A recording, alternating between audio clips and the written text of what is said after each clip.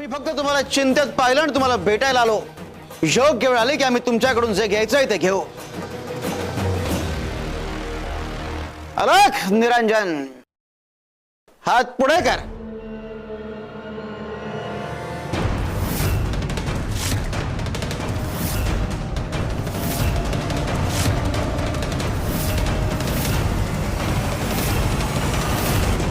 सासूबाई, हे साधू महाराज तर फार मोठे अवतारी दिसतायत हो. त्यांचा चमत्कार पाहिलात ना? हो सुनबाई. महाराज, आपण खरंच चमत्कारी पुरुष आहात. आमच्यावर कृपा करा, उपदेश द्या आणि आम्हाला आशीर्वाद द्या, जेणेकरून आमचे चिरंजीव विना अडथळा सरदार होतील. जेवढं आम्ही बघतोय त्यावरून आम्हाला हे कळतंय की तुमच्या आयुष्यात आधीच एक गुरु आहे. जर नवीन गुरु करायचा असेल तर आधीच्या गुरुला सोडावं लागेल.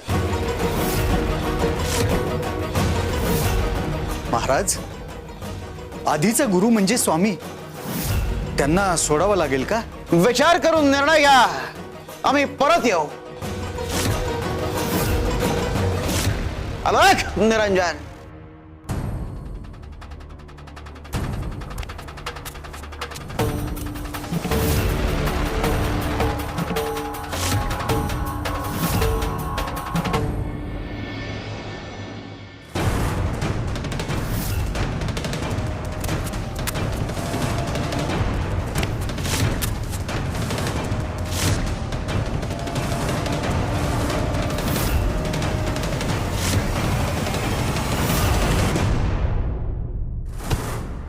काय ग?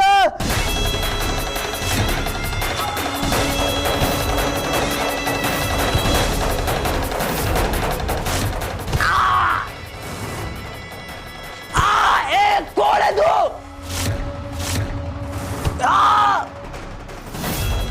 का मारतोयस?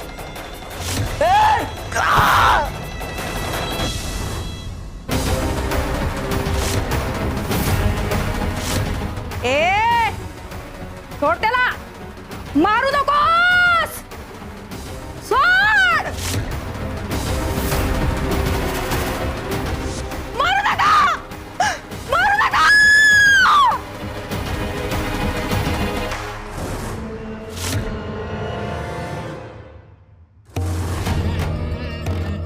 कपिले, हे दोन्ही माठ समान भरलेले आहेत.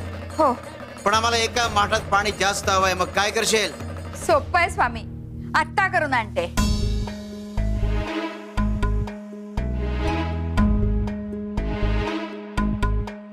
माई, कपिलाताईंना हे सगळं सोपं वाटतंय, पण स्वामींना नक्की काहीतरी वेगळं सांगायचंय. अगदी बरोबर आहे गयाताई तुमचं. स्वामींना काय सांगायचंय ना, ते कपिलाताईंना काही कळलंच नाहीये. जरा सुद्धा विचार न करता उत्साहाच्या भरात गेल्या लगेच तरातरा निघून. हे घे स्वामी, कमी केलं पाणी. आम्हाला सांगा, आता हिने जे केलं ते योग्य आहे का? नाही स्वामी. बाळा, तू काय केलं असतास?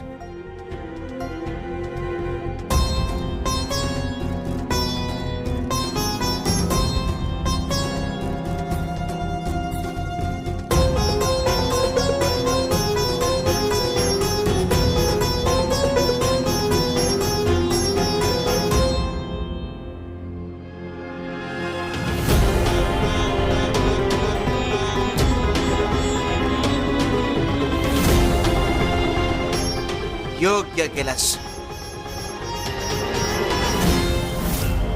कपिले, काय कळलं यातून? अगं, एक रेष जर मोठी करायची असेल तर त्याकरता दुसरी रेष लहान करू नये. अगं, इतकी साधी गोष्ट जशी तुला नाही कळली तशीच त्या जालिंदरलाही नाही कळली. प्रतिस्पर्ध्याचा घात करून त्याला बाद करायचा नसतं, तर त्याच्याशी मैदानात लढून त्याच्यावर मात करायची असते.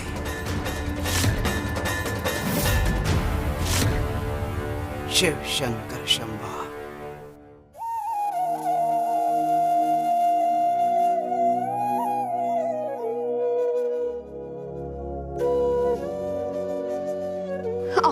नाही सांगितलं मला की तुमच्यावर हल्ला झालाय? हो,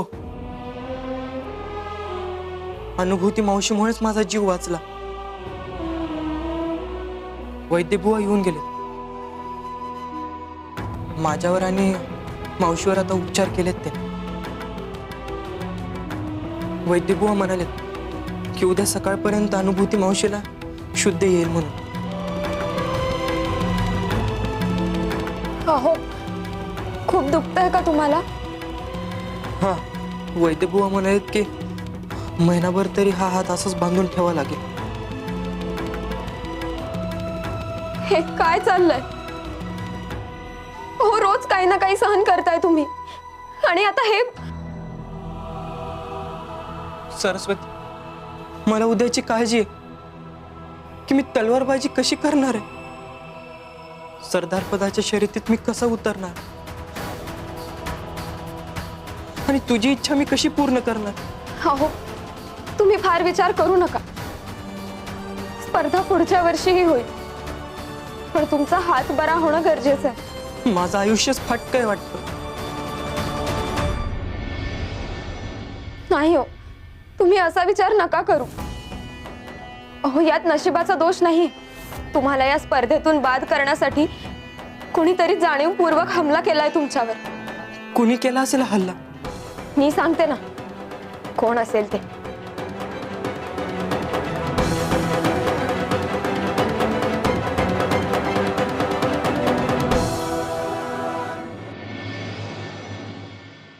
त्यांना भीती वाटली असेल तुम्ही त्यांना हरवाल म्हणून. आजवर त्यांच्या उपकाराखाली दबून जगला, पण पाहिलंत ना, आज तेच तुमच्या जीवावर उठले. अहो, आता तरी जागे व्हा.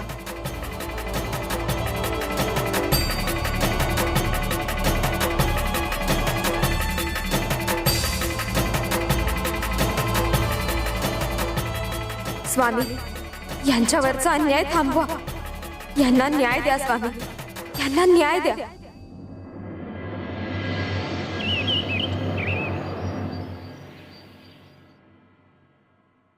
अलख निरंजन,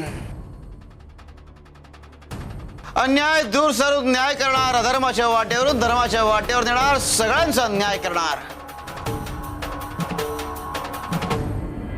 आम्हाला तर न्यायाचीच अपेक्षा आहे महाराज. काय ठरवलंयस मग? आम्ही आधीचे गुरु सोडतोय. आम्ही तुम्हालाच आमचे गुरु म्हणून स्वीकार करतो. बर, मग तुमच्या सोबत न्याय झालाच म्हणून समजा.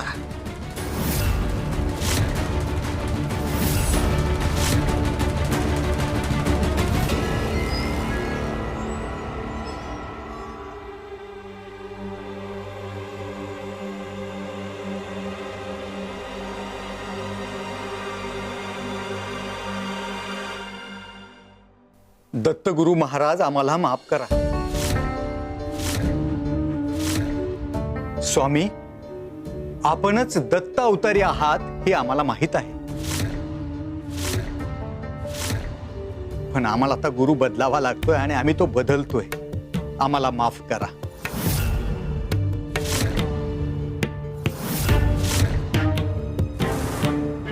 आता हेच साधू महाराज आमचे नवीन गुरु असतील.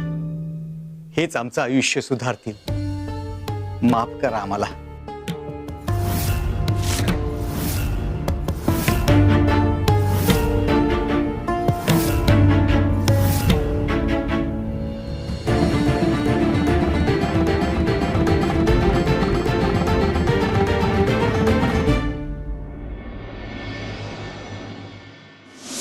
महाराज, हे आमचे आधीचे गुरु.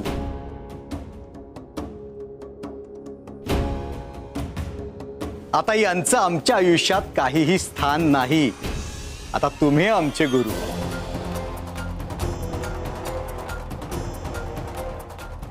कारभारीनबाई, ही मूर्ती आता तुळशी वृंदावनापाशी ठेवा.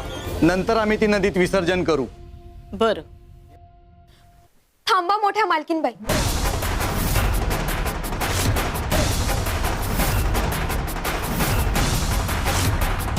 अहो ही मूर्ती घराबाहेर काढू नका.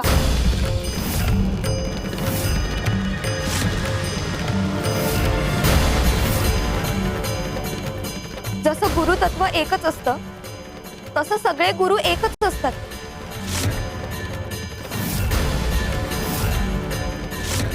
अहो एक गुरु सोडून दुसरा गुरु स्वीकारायची गरज नसते. तुला काय कळतंय सरस्वती? तुझं तू काम कर. अहो गुरूंची मूर्ती घराबाहेर काढून त्यांचा अपमान करू नका. अशाने दुर्दैव ओढवून घ्या.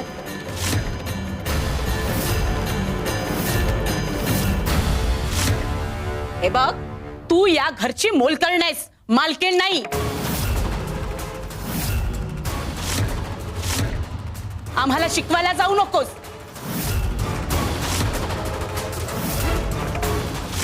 हो, तू तुझ्या वाटेनेच जा.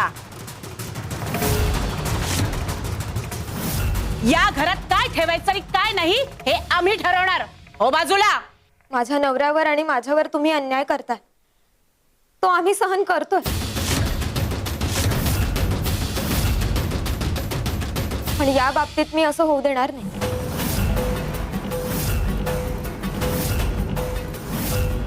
तुम्हाला ही मूर्ती नको असेल तर माझ्याकडे द्या, पण ही मूर्ती घराबाहेर जायला नको. हो बाजूला.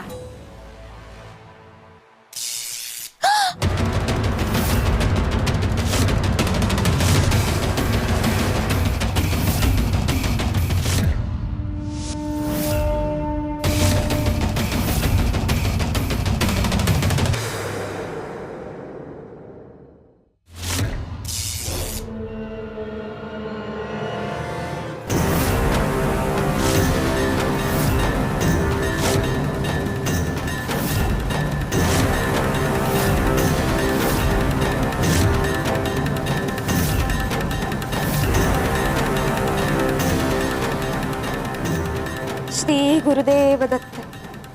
श्री स्वामी समर्थ.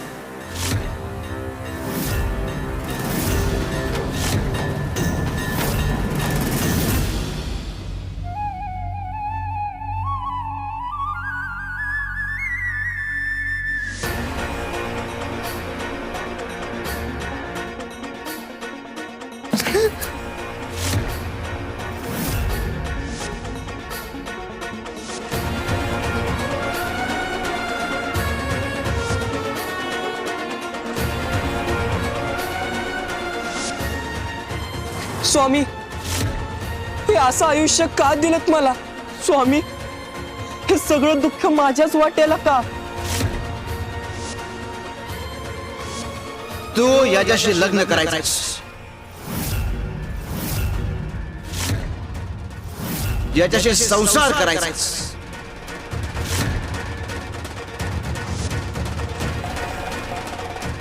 बरं, जेवलीस का तू? आलं लक्षात माझ्या. म्हणजे या लोकांनी तुला जेवायला नाही दिलं ना? तुला दिवसभर उपाशी राहावं लागलं ना? थोडी पण माणुसकी शिल्लक नाहीये यांच्यात.